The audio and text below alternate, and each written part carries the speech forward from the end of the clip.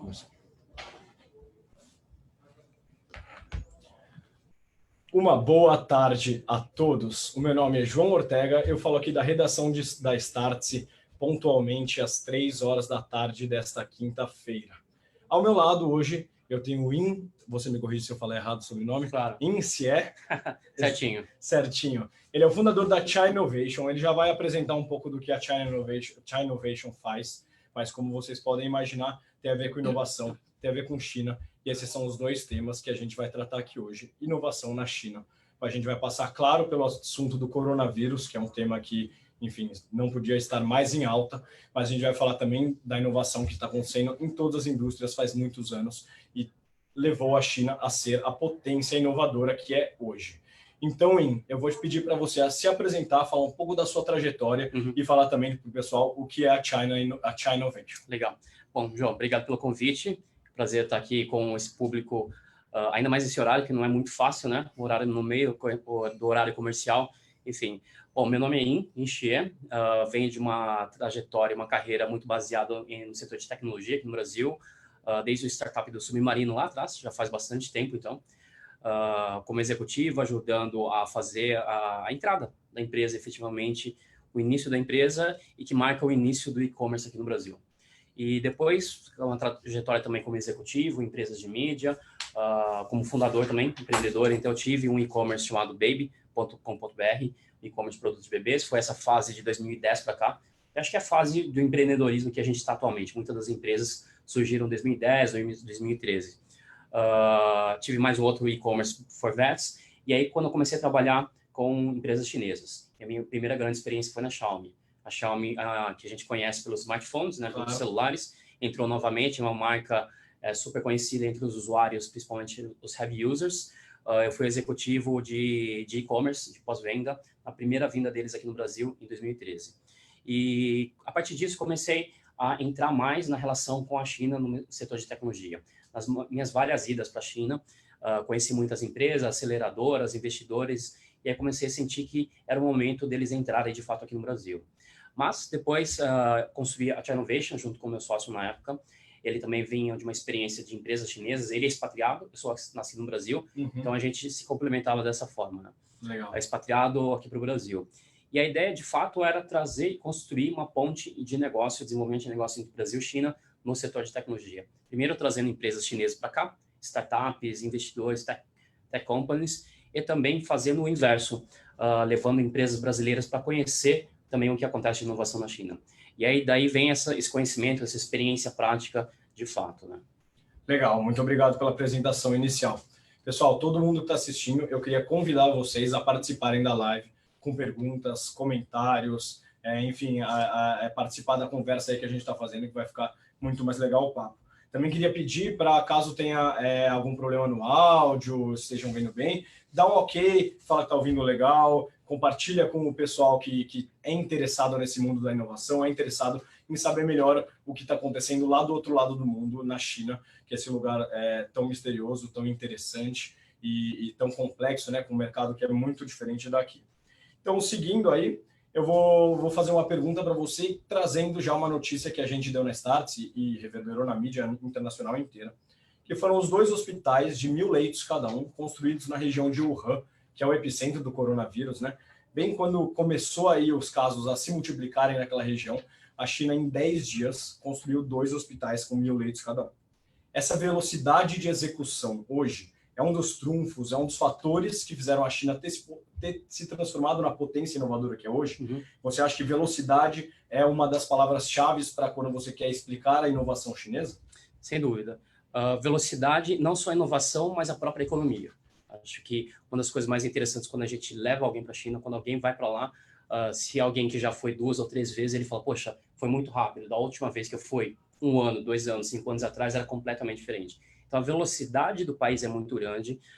Isso também decorre de vários fatores, da própria competição, da concorrência e da disciplina de execução. Acho que isso é uma coisa importante. E a disciplina vem tanto da questão da cultura oriental, cultura asiática e chinesa especificamente, então é muito focado em alguma coisa, vamos fazer e a gente está concentrado. E aí também, obviamente, com o governo do modelo de governo chinês, do governo socialista, do Partido Comunista, que é muito focado também em execução, então facilita muito essas coisas. Então, quando a gente fala de um hospital, 2 hospitais, na verdade, né, construído em 10 dias, alguns desses fatores entram, então você tem o drive, você tem a motivação e a capacidade de execução, facilita muito a questão dos hospitais eles serem o que eles chamam de hospitais temporários de campanha, então não são hospitais, obviamente, totalmente preparados, mas eles são adequados para a necessidade daquele momento. Então foram construídos rapidamente também, porque muitas coisas eram modulares, então eram mais fáceis de fazer, mas as imagens também mostram que tiveram que fazer terraplanagem, a quantidade de tratores e escavadeiras também, rodando 24 horas por dia. Então esses são alguns fatores que ajudam. O fato também de ter dinheiro, obviamente, claro. E uma das coisas foi que foram fundamentais a experiência que eles tiveram em outras epidemias anteriores. Então eles passaram por 2 ou 3 grandes epidemias não muito tempo atrás que já deixaram eles alertas e preparados. Na época, um dos hospitais foram, desses 2 hospitais foram feitos baseados num molde que já foi feito anteriormente em Pequim. Então eles já sabiam como fazer. Exatamente. Para quem não sabe, foi na crise do SARS, se não me engano, em 2003. Tiveram que construir um hospital e usaram essa técnica de pré-fabricação, usando containers e tudo mais. E o que fizeram basicamente foi pegar a mesma planta, copiar, e assim você economiza uma quantidade de tempo, que é o tempo do projeto, que, enfim, para casos como esse, que são emergenciais, cada semana aí é essencial, né? Então, isso eu trouxe aqui como um exemplo de como a velocidade de execução na China ela é voltada ao resultado, né? Eles precisam resolver um problema específico, então traz algo específico para resolver esse problema. É um hospital completo que vai servir para todos os tipos de casos no futuro? Não necessariamente. Mas isso aí. O problema foi agora resolvido, né? A pressão está nas construtoras que para as obras no futuro todos os clientes vão querer em 10 dias. Quero meu prédio em 10 dias. Né? Essa é a pressão comercial que eles vão receber. Pode ser. Temos aqui um comentário da Carla, super parceira da Start, está sempre assistindo a gente. Ela diz: tive a oportunidade de ouvir o IN na terça-feira. Muito bom aprender com quem tem propriedade para falar sobre corona, negócios e recuperação da economia. Então, legal. Aí um abraço, Carla. Um elogio aí do pessoal, convidando de novo para participarem, comentarem, darem a sua curtida e compartilharem com os amigos. Além da construção do hospital, você tem outros exemplos aí que acho que mostrem, não precisa ser agora tão recentes, mas que sejam cases aí que mostrem como a inovação da China ela está crescendo e ela está vindo de uma forma diferente dos outros países, né? Eu acho que o grande exemplo que a gente sempre dá é a questão do pagamento via celular. Claro. Acho que a gente não consegue fugir disso, até porque todo mundo acaba perguntando depois de assistir os vídeos de como é fácil fazer isso, mas a realidade é o seguinte: antes, o processo da modernização da China passou por vários fatores, mas a bancarização não foi um deles. Então, o processo demorou, com o enriquecimento da população, entrar na classe média, eles quiseram começar a consumir mais do que o que era possível à vista com dinheiro, e o desenvolvimento da economia, o surgimento, a popularização do celular permitiu isso. Então, algumas empresas desenvolveram as aplicações e começaram a colocar no mercado. Então, foi natural isso acontecer, que é o que a gente chama de salto no leapfrog, né? Claro. Saltar para uma outra tecnologia, de certa forma que aconteceu aqui no Brasil também com relação a, principalmente, internet, acessar a internet no celular. Então, uma pequena quantidade de pessoas, de fato, começou a usar a internet no desktop, no computador. Uma boa parte acessou direto no celular, inclusive nunca usou no computador de mesa. Então, a experiência é completamente diferente. Então, são algumas áreas onde a China se desenvolveu muito, mas o que é interessante notar, na verdade, não é necessariamente uma inovação tecnológica, é uma inovação de produto, de estratégia, de crescimento, enfim. Então, são algumas das formas que marcam o modelo de pensar e de inovar da China. Então, eu diria que, assim, talvez como um grande case de inovação que todo mundo tem curiosidade de saber, de entender mais, é o pagamento via celular. Legal. E não é só o pagamento, como você disse, é a maneira como as pessoas adotaram o pagamento rápido, né? Como é que você distribui um produto que é tecnologicamente relativamente avançado, né? E você lança isso para quase 1 bilhão de pessoas que já usam, né? Se não me engano, o WeChat Pay é usado por mais de 1 bilhão de pessoas. Sim. Então, é interessante, porque o que acontece? Na verdade, assim, obviamente tem os dois fatores. O fator da inexistência de um produto, o cartão de crédito não era tão adotado, então as pessoas quiseram usar um meio de pagamento eletrônico, então tiveram a opção já de usar o celular. Só que também, obviamente, teve o lado das empresas investindo muito maciçamente em dar bônus, em dar desconto para estimular também. não é uma migração totalmente natural. Orgânico. Não é orgânico, então você tem que ter muito estímulo. Então, por isso que quando a gente vê uma situação agora como o mercado brasileiro vem acontecendo, surgindo super apps, muitas empresas estão esperando as coisas acontecerem, não vai acontecer. E aí, por outro lado, você vê alguns aplicativos, principalmente os de entrega, que vão dando desconto, dando cupom numa quantidade maciça. E as pessoas vão adotando em cima disso. Então, muitas dessas tecnologias, apesar de não existir também anteriormente um substituto, seria natural, mas tem que ter um investimento muito grande das empresas. Claro. E em relação à educação, como que ela entra em todo aí esse ecossistema complexo? Então, você fala de, bom, existe uma mentalidade cultural de execução, de velocidade, existe uma mentalidade aí que as pessoas, elas, por meio dos descontos, entram aí nesse mundo digital. E onde que a educação entra em tudo nisso? Ela vem para reforçar essa cultura? Claro. Existe uma diretrizes aí que vem desde do ensino infantil? Como é que Legal. funciona? Você tem, acho que, dois aspectos. Um é o cultural mesmo. Então, as famílias, a cultura oriental preza muito a educação. E aí isso fica muito evidente quando você olha para a China, o quanto é concorrido o vestibular, o quanto as escolas são rigorosas e as famílias são rigorosas com relação ao resultado. Não estou fazendo julgamento de valor se é certo ou errado o modelo deles, mas isso é um fato. E aí também você percebe nas famílias imigrantes, que é o meu caso. Então, eu nasci aqui no Brasil, minha família veio da China, e a gente percebe, assim, todos os imigrantes têm muita tendência, os orientais chineses especificamente, falar, eu posso sacrificar a minha qualidade de vida, sacrificar em várias coisas, mas eu vou investir na educação dos meus filhos. Então, e aí, obviamente, passa por ir em escolas boas, entrar em grandes universidades, enfim. Então, esse é o tipo de coisas no dia a dia que você percebe. Tem um componente que eles chamam lá de Tiger Mom, eu não trago muito isso, mas é a mãe que fica muito em cima, é dedicada à educação dos filhos. Não é muito diferente de uma mãe italiana, uma mãe judia, coisas desse tipo, porque é cultural, as mães ficaram muito próximas. Mas as mães chinesas também são, inclusive, existe esse termo. Então, a educação nesse aspecto familiar, cultural, é muito forte. Aí você tem o próprio sistema que também se organiza para isso. Então, o sistema, principalmente na China, amplamente disponível, mesmo no interior, mesmo no campo. Então, você vê as pessoas e as crianças. Várias vezes a gente viu vídeo na internet de crianças andando no campo, assim, quilômetros para chegar na escola. Tem disponível. Na verdade, é difícil, mas sempre tem. Então, o próprio governo entende que a educação é muito importante, e aí também baseado, obviamente, na cultura, no confucionismo, e também na tradição dos chineses, inclusive, de mandarem filhos e jovens para estudar fora. Claro. Então, isso também começa a alimentar com outra cultura, com outros conhecimentos, e trazem de volta depois, né? Então, sim, são vários fatores. O presidente da China estudou fora do país. Sim, é uma boa parte, assim, não só agora, mas tradicionalmente sempre teve, mesmo na época do Império, enfim.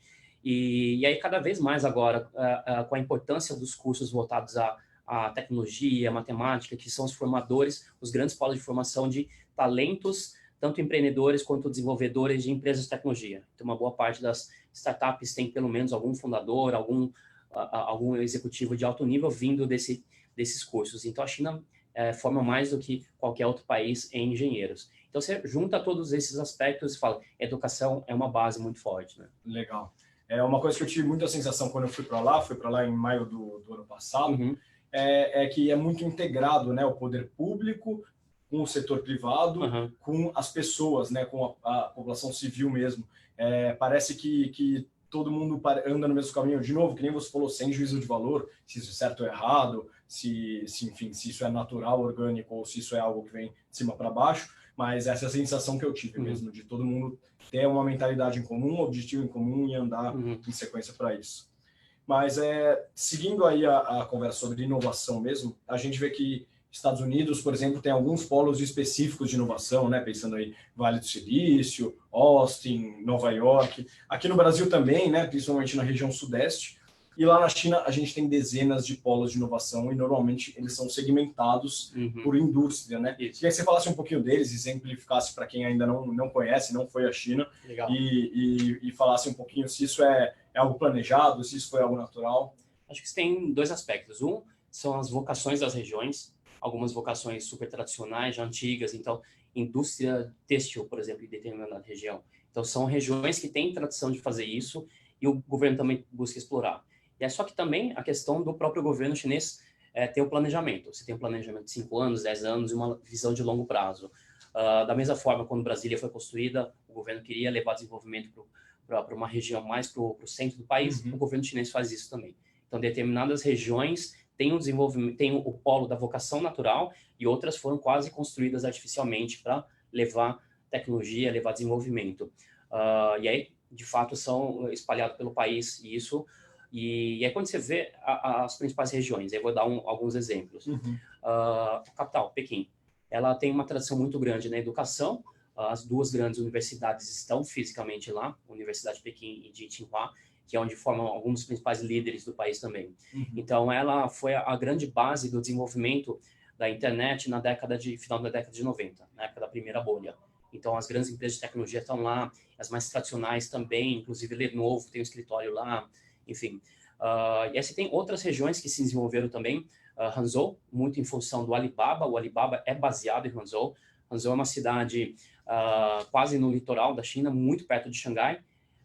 Fica cerca de 400 quilômetros, então é o que a gente usa trem-bala, então menos de uma hora de distância. Hangzhou também é uma cidade quase turística, uma qualidade de vida muito boa, mas é a cidade sede do Alibaba porque o Jack Ma nasceu lá também. E o que é interessante, Hangzhou é um polo comercial. Muito dos principais empresários e comerciantes chineses que estão espalhados pelo mundo vieram de Hangzhou. Lá é conhecido por formar grandes negociantes. Legal. Então faz sentido também que um e-commerce nasça numa região como essa. Então você tem o talento natural das pessoas para fazer negócio, para exportar, tudo mais. Então Hangzhou tem um polo de e-commerce, e aí você tem Xangai, que naturalmente já desde muito tempo tem a vocação da área financeira. Agora com tecnologia você tem muito viés de fintechs. Além disso, você tem as principais multinacionais na China têm a sua sede lá. Então, é uma cidade mais cosmopolita, muitos estrangeiros, então tem uma facilidade, muitos jovens tem uma integração maior com outros países. Por fim, você tem Shenzhen, que é no sul da China. Então, até se você pegar geograficamente, Pequim fica mais para o norte, eles são classificados como norte, Xangai fica um pouco mais para baixo e Shenzhen fica no sul da China, colado com Hong Kong. Então, na região da Greater Bay Area. Exatamente, nessa região. E é interessante, depois a gente pode falar um pouco isso. Então, Shenzhen, para a gente usar a terminologia, como tem muito do nosso público assistindo de tecnologia, foi um MVP. A gente chama lá, o Deng Xiaoping fez um MVP de abertura econômica. Vamos testar para ver se isso funciona. Então, eles pegaram a região de Shenzhen, 30 anos atrás, era a gente vê pelas fotos, era uma vila de pescadores. Eles quase isolaram, falaram, vamos usar esse como um laboratório para o capitalismo na China. Começaram a dar muitos benefícios, construção, tanto que uma boa parte dos habitantes de Shenzhen não são da região, porque não existia a cidade. Atualmente são mais de 12 milhões de pessoas. E lá é o polo atual de desenvolvimento de tecnologia. Então, tudo que é muito ligado a IoT, produtos físicos, então algumas das grandes empresas estão lá. A Huawei, que é o grande centro de atenção de 5G agora, desenvolvimento de sistema de telefonia e tudo mais. A Tencent, do WeChat, tem a sua sede lá. A BYD também, de carros elétricos. A própria DJI também tem. Então, algumas das grandes empresas chinesas mais recentes têm as suas sedes lá. Então, é um grande polo de inovação, de tecnologia, não tanto de educação, isso é interessante. A universidade local não é tão boa, mas eles conseguiram juntar tudo isso numa cidade só. Então, Shenzhen é uma cidade que a maior parte das pessoas não conhece, mas vale muito a pena conhecer. E tem uma característica interessante, mais de 60% dos celulares do mundo são fabricados na China, na região específica de Shenzhen. E aí você pega uma boa parte das marcas locais chinesas. Então, lá tem um polo de desenvolvimento de eletroeletrônicos muito forte. Você comentou lá da Great Bay Area, que é uma região que o governo chinês está juntando Shenzhen, Hong Kong, Macau e mais algumas cidades do entorno para criar um grande núcleo de desenvolvimento da economia chinesa naquela região. Então, cada um com seu talento natural, Shenzhen ligado a eletroeletrônica e inovação, Hong Kong ainda um hub financeiro e por aí vai. Então, eles construíram lá a grande ponte que conecta todo mundo para fazer um polo. Então, cada uma dessas regiões, a gente só citou 4 que são as mais conhecidas, mas você tem outros no interior do país e em outras regiões também. Né? Legal. Isso é muito interessante porque a gente sabe que a China é um país muito grande, mas pouca gente conhece essas cidades, assim, Wuhan agora ficou famoso por causa do coronavírus, e as pessoas mal sabiam que é uma cidade com milhões e milhões e milhões de habitantes, Sim. e muita gente nunca tinha ouvido falar, dá um pouco da dimensão do que é a China, né? Tantos polos, e assim, Shenzhen, 12 milhões de pessoas, muito parecido com a cidade de São Paulo, né? Sim. E a gente mal ouve falar, às vezes, quem não tá ligado nesse mundo da Huawei, de tecnologia, às vezes nem ouve falar. São mais de 120 cidades com mais de 100 milhões de habitantes. Desculpa, 1 milhão de habitantes. 100 milhões, aí a gente teria bilhões de pessoas. São 140 cidades na China com mais de 1 milhão de habitantes. Wuhan é a 7ª mais populosa da China, que não era uma cidade que a gente conhecia. Exatamente. Seguindo aí um pouco, trazendo um ponto que você falou no começo da nossa conversa, para quem estava assistindo, já viu que ele falou um pouco dos meios de pagamento. Os meios de pagamento, eles alavancaram a Alibaba e o WeChat, né? O WeChat, a Tencent, no caso, que é a empresa por trás do WeChat, alavancaram muito porque as pessoas começaram a baixar o aplicativo para fazer pagamentos, colocavam o dinheiro lá, carteira digital, você não tinha uma conta no banco, então deixava os seus fundos ali. Isso fez com que essas empresas crescessem muito e os aplicativos crescessem muito e chegassem até o que você falou, os super aplicativos, né? Uhum. Queria que você falasse um pouco o que é esse conceito de super aplicativos, para quem ainda não está muito familiarizado com isso, e se essas empresas, de alguma forma, elas alavancaram com isso os ecossistemas digitais, a inovação em geral no país, como é que elas ajudam aí os comerciantes, os outros aplicativos. Legal. E às vezes como elas atrapalham também, a gente vê aí que a Tencent às vezes ela está bloqueando um concorrente ou outro ali dentro. Então os super apps, os super aplicativos, eles são basicamente são aplicativos onde você pode fazer de tudo, vamos dizer de uma forma bem genérica. Então tudo que você precisa dentro do seu celular, que você utiliza, que está espalhado em vários aplicativos, você consegue fazer lá dentro e mais uma série de outros serviços.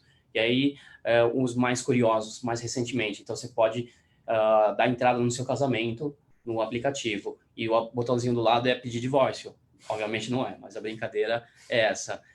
O RG digital já está lá dentro. Então, o que a gente falava antigamente de eu só posso sair com o celular porque a carteira está lá dentro e, de fato, a carteira e a sua identidade está lá dentro. Então, você pode fazer de tudo, jogos, comunicador, fazer pedido de comida, investir dinheiro também, falar, de fato, obviamente, toda uma gama de serviços possíveis estão lá dentro de um aplicativo. Então, esse é o Super App. Essa parte é a interface com o usuário, então é o que um usuário enxerga. E por trás é a parte do ecossistema. Então, é importante falar assim, para um Super App existir, tem que ter um ecossistema. E o ecossistema é a costura das empresas parceiras para fornecer esse serviço. Então, o que a Tencent e o Alibaba fez muitas vezes é investir em algumas empresas chaves para que eles entrassem no ecossistema também, porque muitas vezes não é natural isso, né? Você vai formando, alguma empresa fala, cara, não quero ir, quero fazer sozinho. Porque o que acontece de fato? Uma boa parte também, vários importantes players, serviços que estão lá dentro são de varejo.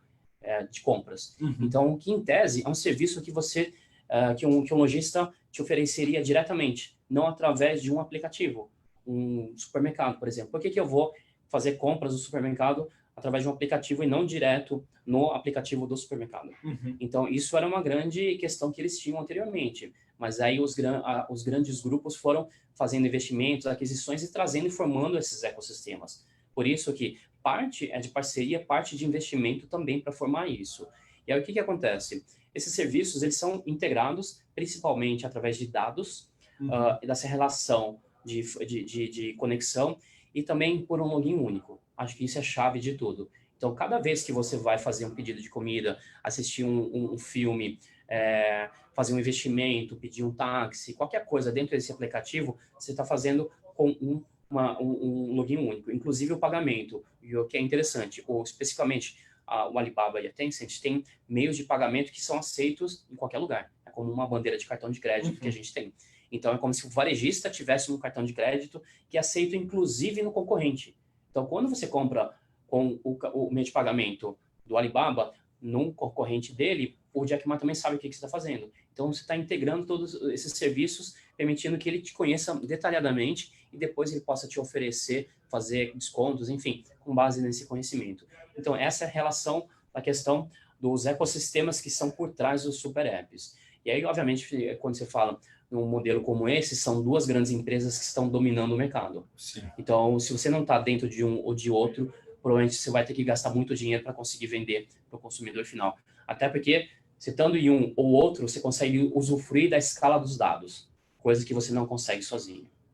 Legal. Então, para resumir um pouco dessa explicação muito completa, muito interessante sobre super apps, tá tudo na base dos dados. Como a gente sempre fala que os dados aí são o novo petróleo, tem essas frases prontas aí, independente de elas estarem corretas ou não, a verdade é que se você não está num desses dois ecossistemas, você está perdendo os dados que eles têm, porque os dados deles vêm de outros comerciantes de todo o ecossistema. Então, você querer se excluir, bom, talvez seja bom porque aí você consegue ter 100% da receita, não precisa repassar aí para um aplicativo maior, mas no fim das contas você não vai ter os dados dos usuários que são tão importantes, e lá na China eles são usados de uma forma mais explícita, no sentido de a população sabe, e a população em geral ela aceita e está usufruindo. Mas é importante assim, você sendo parte do ecossistema, você não tem a posse dos dados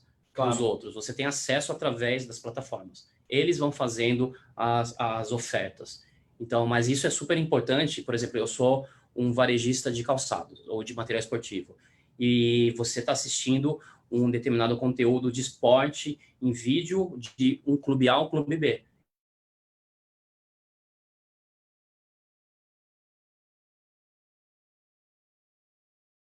Então, subjetiva, não é explícito. Então, tem essa informação. Então, quando eu vou fazer uma oferta de um...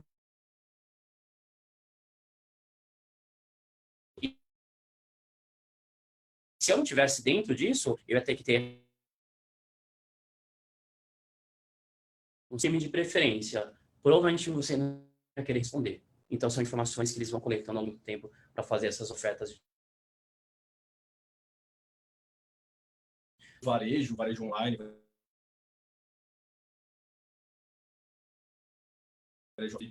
você pega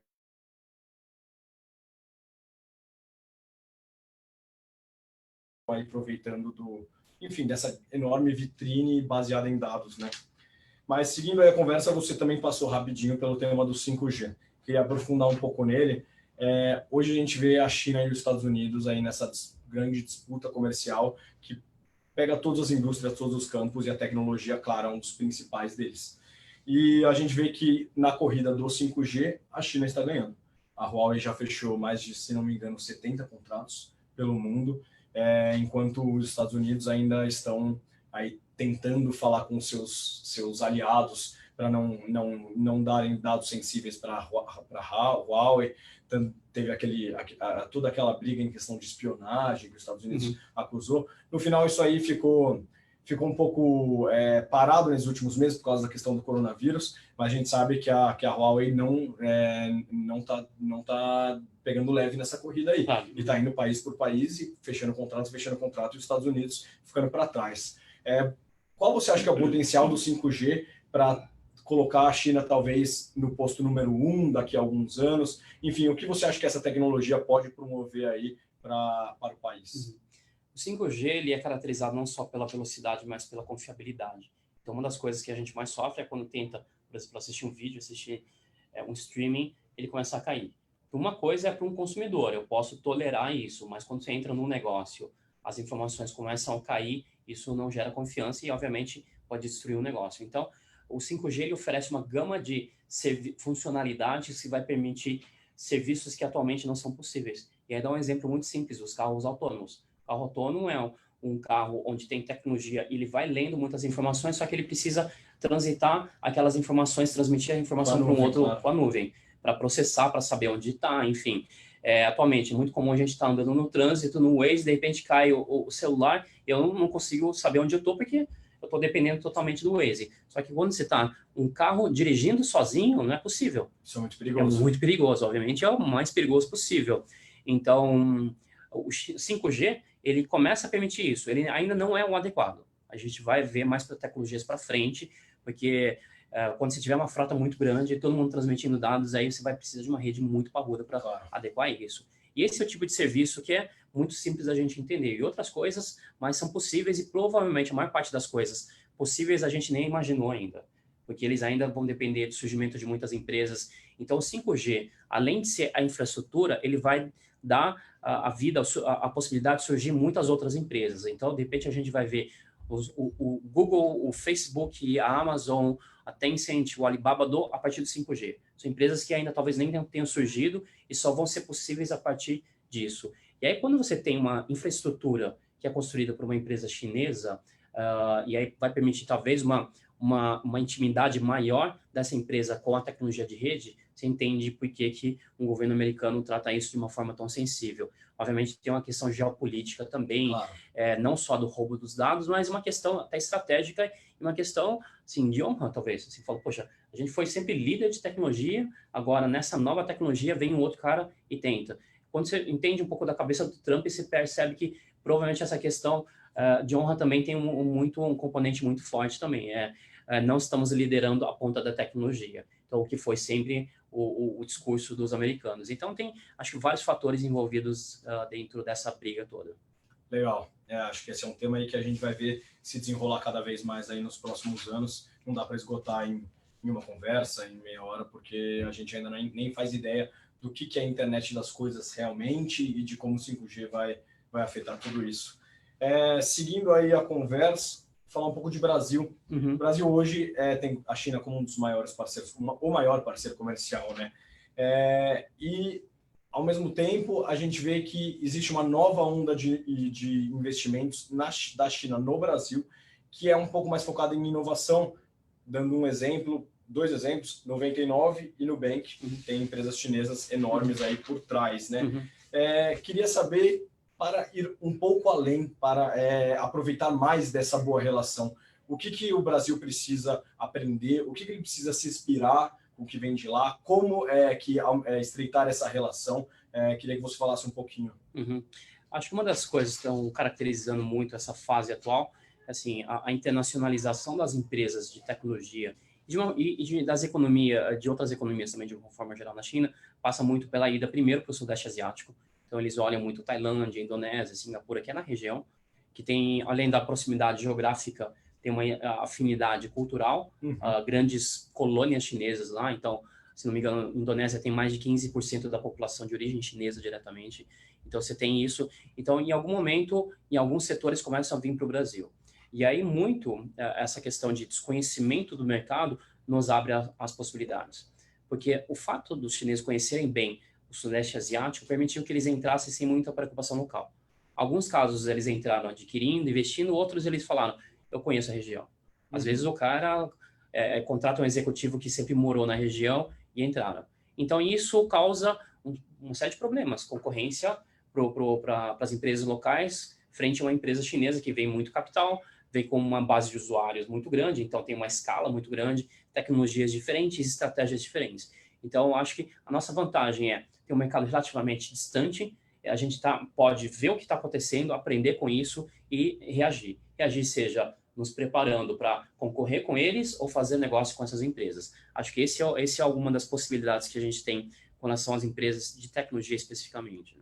Legal. Quem acompanha aqui os conteúdos que a gente faz sobre China na Startse, sabe que a gente está com um curso recentemente aberto em parceria com o IN, que é o China Executive Program, aí voltados para empreendedores, executivos, quem está aí nesse mundo empresarial e quer saber mais como fazer negócio com os chineses, né? Como entender melhor a cultura de negócios da China, que é algo bem relevante, é algo bem diferente daqui, né? Como fazer negócios.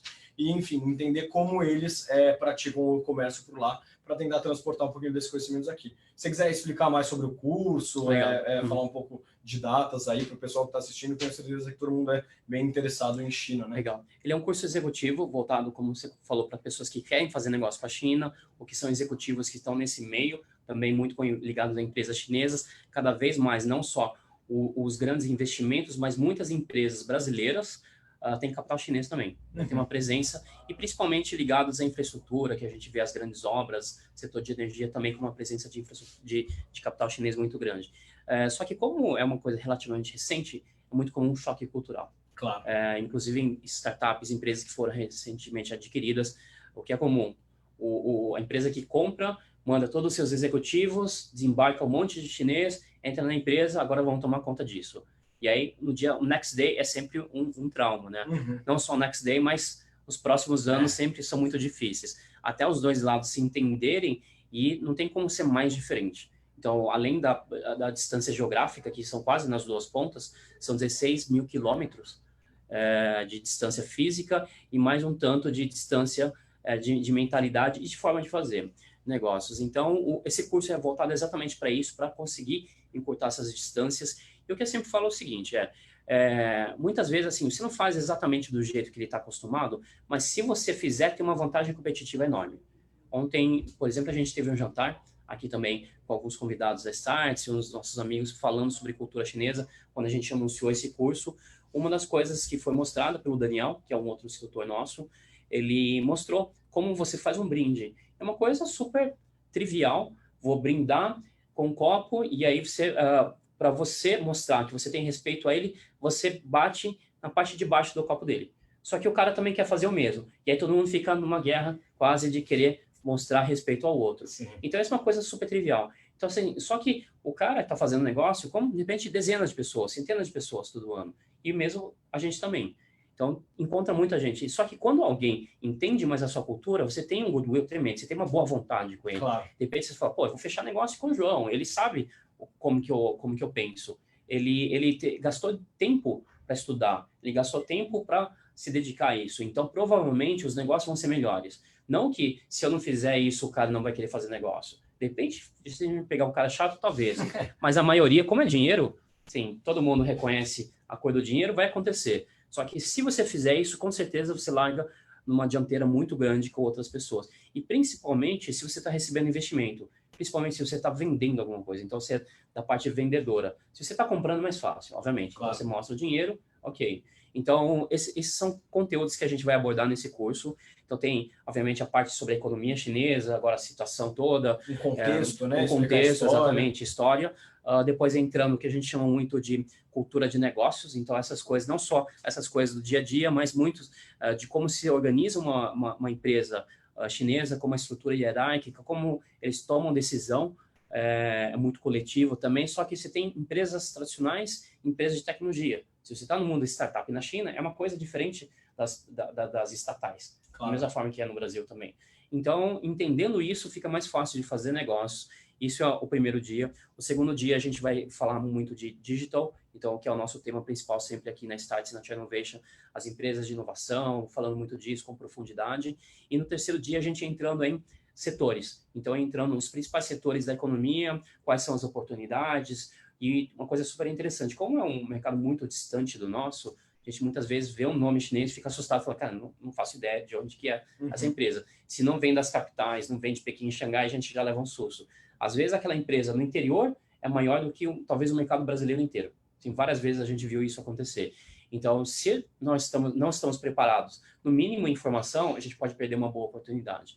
Então, no terceiro dia, a gente vai ver muitas coisas setoriais, entrar em detalhes, analisar oportunidades e também, ao longo desses 3 dias, a gente vai trazer executivos chineses brasileiros com bastante experiência nisso. Para falar de cases, para falar de casos que deram certo e principalmente que deram errado, né? Que é onde a gente apanha e aprende de fato. E no primeiro dia, na noite do primeiro dia, tem um jantar. Então, todo mundo que vai participar vai de novo no jantar e a gente vai simular uma situação de negócio. Então, é muito comum os chineses gostarem de fechar negócios na mesa de jantar. E aí tem esses rituais que eu comentei um pouquinho também, que a gente vai aprender durante o curso. Legal. Então, para resumir de novo, muita teoria, muita prática e, para no fim, saber exatamente como fazer negócio com o chinês, saber como eles fazem negócios, caso você, às vezes, não necessariamente vai fazer negócio com o chinês, mas pode pegar coisas ali, se inspirar para a sua própria empresa. E acho que tudo isso é muito valioso. O link está aí na descrição, aqui em cima ou aqui embaixo, não sei, mas é só clicar aí na descrição, conhecer mais as datas, ver se tem fit aí com a sua empresa e a gente vai ficar muito, muito feliz em recebê-los para mais esse curso executivo. Sim. Se vocês tiverem alguma dúvida específica, entre em contato conosco, tem uma equipe aqui que atende, ou pode me procurar diretamente nas redes sociais também. manda um Facebook, um LinkedIn, um WhatsApp, WeChat, whatever, tudo bem. TikTok também. Estamos em todas. A gente está chegando ao fim da conversa, então eu tenho uma última perguntinha aí que é para o pessoal que está assistindo terminar a live e já entrar no Google e pesquisar aí. Que empreendedores você diria para o pessoal que está em casa pesquisar que, cara, são referência na China? Não vale Jack Ma? Ok. Jack Ma, para quem não conhece, então já pesquisa o Jack Ma, hein? Mas acho que a maioria conhece. E aí, para o pessoal se inspirar e sair dessa live, para pelo menos já dar um passo, não esquecer do assunto e seguir pensando em China. Aí. Legal. Eu vou falar sobre o outro Ma, que é o Pony Ma. É o fundador da outra empresa. Então, na verdade, assim, a China, na primeira fase, foi muito conhecida pelo BAT, a sigla, Baidu, Alibaba e Tencent. Dessas três empresas, a Baidu acabou perdendo um pouco a força. Ela é um mecanismo de busca similar ao Google, só que perdeu força frente a essas duas outras empresas. Então, você tem o Alibaba, que é o grande... Nasceu como e-commerce, virou uma plataforma, virou um ecossistema, e a Tencent também. Só que a Tencent é muito interessante porque ela nasceu em redes sociais e em games. Né? Nasceu de um outro jeito, e provavelmente muitos de nós, de vocês, estão jogando, já jogaram alguma coisa deles. Em faturamento, o maior grupo, a maior empresa de games do mundo. Maior que a Nintendo, que a Microsoft, PlayStation, todo mundo. Só que assim, é muito interessante porque eles não necessariamente lançam os produtos com a marca própria. Eles fazem muito investimento e aquisição. Então é interessante conhecer essa empresa nesse aspecto, porque ele criou, é um modelo de internacionalização diferente, faz investimento. E um dos grandes investimentos deles é o League of Legends, que aqui no Brasil é um jogo gigantesco. Lotou estádios. Que mais premia no mundo. Exatamente, E que ele é muito marcado pela essa categoria de esportes, esportes eletrônicos. Então é uma outra categoria, não só de games, mas já games profissionais. São os caras que estão jogando para competir mesmo, para ganhar dinheiro. Então é interessante conhecer a Tencent como um todo dentro do WeChat. O WeChat é uma parte desse negócio. São mais de 700 empresas investidas. Então o outro Ma, que é o Pony Ma, inclusive Pony significa cavalo. Então é o quase... E Ma significa cavalo também, na verdade, é um sobrenome. Então quase ficar repetindo, mas enfim... então, são os dois principais caras do meio de tecnologia chinesa. E aí, o outro cara, que eu queria dar um exemplo, que é uma empresa que eu conheço bem, que foi a Xiaomi, então, o fundador da Xiaomi. Então, esse cara tem um perfil também de empreendedor serial. A Xiaomi foi a terceira empresa que ele fundou, e ele traz essa experiência toda. Então, no Brasil, a gente vai ver muitos caras como eles, já com terceira, quarta empresa, daqui a pouco fazendo IPO, enfim. Então, isso que eu acho que vai ser interessante para o desenvolvimento do nosso mercado local. Obviamente, é muito legal ver pessoas novas entrando, mas o que vai dar consistência e o que vai dar robustez ao nosso mercado são os empreendedores que fizeram saída e vão reinvestir, vão apoiar os novos para o mercado crescer. Perfeito. Queria agradecer muito a todos que assistiram com a gente, que estiveram aí nessa conversa aí sobre inovação na China. Recomendo aí que acessem o link e saibam mais sobre o nosso curso aí executivo sobre China. E queria agradecer, claro, a sua presença aí com a gente, grande parceiro da Startse, o Win. A Chinovation, ela está cada vez estreitando aí essa parceria com a Startse para pegar um pouco dessa expertise que vocês já têm lá da China. A gente também tem uma equipe baseada em Xangai, temos aí um colega meu, Vinícius, baseado em Pequim. Então, cada vez mais a gente está trazendo a China para perto do Brasil, encurtando essa distância por meio da Chinovation, por meio da Startse, por meio desses webinars, por meio dos nossos cursos executivos e por meio dos nossos eventos também. A gente aí tem o China Day aí no segundo semestre. Então, fiquem ligados aí. O Startse Entrevista dessa semana está ficando por aqui. Na semana que vem eu volto sempre com um convidado para falar de temas relevantes aí sobre inovação, empreendedorismo e tudo isso que a Startse toca. Meu nome é João Ortega, queria agradecer muito a presença de todos e, de novo, a sua presença aqui com a gente. Obrigado, hein? Obrigado, João. Obrigado pela audiência de todo mundo. Está nas redes sociais, obviamente todo mundo conectado. Qualquer dúvida é só mandar uma mensagem. Perfeito. Muito obrigado e até quinta-feira que vem.